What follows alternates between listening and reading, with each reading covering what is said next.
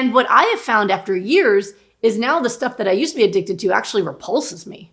I get fight or flight from it. I just, cheese for me was the most attractive. Now it grosses me out.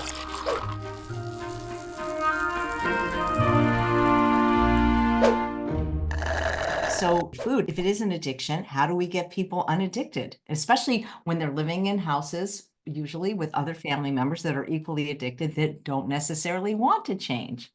Yeah, it is a process. I mean, this is why, I talked about how insurance companies want doctors to meet people for 10 minutes. My appointment's 75 minutes.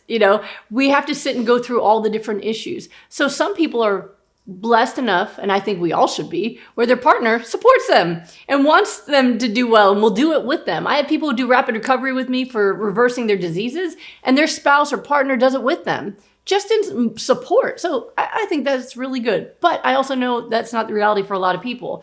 So then it just becomes about communication. So number one, a lot of people who feel unsupported are not really communicating their needs. I have so many, especially moms, a lot of people who get autoimmune diseases, come to me, are women. And they feel like they have to keep making their husband or partner and kids the same stuff that they like, while they then try to get themselves healthy. And so they're smelling it, they're tasting it, and they can't get over their addiction. So one thing I always remind them of is when you're doing the right thing for you, it's right for everyone else, even if they don't like it. It's not like your kids need this. It's not like your partner needs this. So one, you could just tell the family, listen, I learned better and I'm going to do better for this family because now I know the truth, right? My parents gave up smoking not because of the warnings that came out about cancer for themselves. It's when secondhand smoke warnings came out and they realized they could have hurt me. So they immediately quit once they learned about secondhand smoke, right? So sometimes it can be more motivating to say, you know what? I know I need this, but I also need to make sure that I'm not doing anything that makes my kid sicker. Number two, you have to have a discussion in your home that, listen, I'm addicted to this stuff, which means if I see it, I'm going to consume it. I can't have it around the house. So how do you deal with that? Again, I always tell people, if you're the one doing the shopping, don't buy it. If they complain there's only fruit to eat, oh well, right? But if you're not the one doing the shopping or people are not on board, then you need to have a family meeting about what are we going to do with it. So for example, I had one lady who said that she talked to her family and they got a box and she bought a lock for it and said, don't tell me the combination. And they put the junk stuff in there. So, okay, fine. So that's a solution for now, right? She said, after I get well, then I'll pressure them. Sometimes it feels too overwhelming to try to confront the whole family. Okay, but it needs to be a conversation. When I heard my husband coaching, I heard him saying, that the person told him that my husband always gives me the sweet tea, because he loves me and he thinks it's a treat. And I said, well, tell him there's a difference between enabling and love. What if it was cigarettes that you were addicted to? Would he give you more cigarettes because he loves you? We have to teach people what we need, and that involves communication. So a lot of the time I'll actually write out for people what they can, just read the script so that you can teach people how to support you, because being supportive is not just saying, way to go. It's trying to make sure that I don't slip and fall.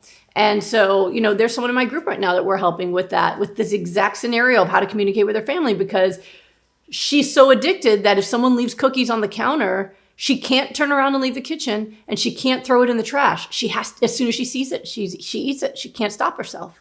So, she wanted us to give her a solution that did not involve having to make anybody else uncomfortable. I said, no, you have to talk to your family. They need to be a part of saving you. And so I recommend it's out of the house. They don't need it either. But if not, that you sit down with your family and say, this isn't okay. I need your help. I need your help. Let people be there for you. The same way as if you were an alcoholic, would people keep alcohol in the fridge because they like it? Or would the whole family decide no alcohol in the house, and if they have it out, right? It needs to be treated in that same way, which involves people being willing to be vulnerable and ask for help and communicate with their families. And I really think, I've always followed this, that, we get that there's no junk in the house. If you want it, then you go out for it. But let the house be a safe place. Let it be a safe place. But it does involve a lot of communication. And with people who are really addicted, it does need to be out of sight, because they just can't. They can't get past it. My husband always says environment always wins. And it's the case. Eventually, just like with an alcoholic, they might be able to avoid their roommate's beer for a while. But on a bad day, it's going to call them and they're going to answer the call. That's just how it is when you have addiction. So it's difficult. But once you get past it, it becomes easier. After a month off of your drug of choice, you're able to walk past it more easily and forget about it once you walk past it, without it haunting you later. And as more months go by, then you stop thinking about it. And maybe when you see it, it kind of reminds you, and then you kind of walk away and it goes away again. And what I have found after years is now the stuff that I used to be addicted to actually repulses me.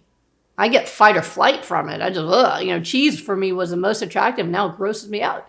But that took time and abstinence. And I think we also have to realize that for people not everybody has severe food addiction. Not everyone has addictive personalities.